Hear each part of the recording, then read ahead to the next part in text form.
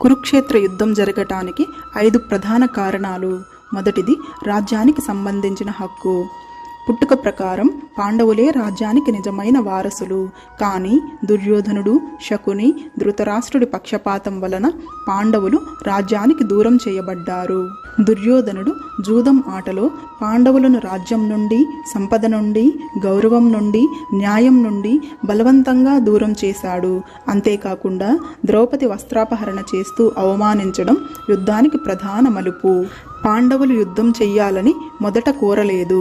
కృష్ణుడు యుద్ధం ఆపటానికి చివరి ప్రయత్నంగా దుర్యోధనుడితో ఇలా అన్నాడు: ఒక్క 5 గ్రామాలు పాండవులకు ఇవ్వండి, యుద్ధం నిలుస్తుంది అని.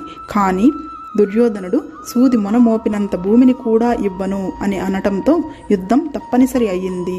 ఈ యుద్ధం పగ తీర్చుకోవటానికి కాదు, ధర్మం నిలబెట్టడానికి జరిగింది. ధర్మం అంటే నిజం, న్యాయం, సమానత్వం, ప్రజల రక్షణ. అధర్మం పెరిగితే సమాజం నాశనం అవుతుంది. కాబట్టి యుద్ధం అనివార్యం అయ్యింది. దుర్యోధనుడు లోభం, అసూయ, అధికార కోరిక, కర్మఫలం నిరాకరణతో నిండిపోయాడు. కాబట్టి అతని అహంకారాన్ని అణచి ధర్మం నిలబెట్టడానికి దెబ్బతీయాల్సి వచ్చింది.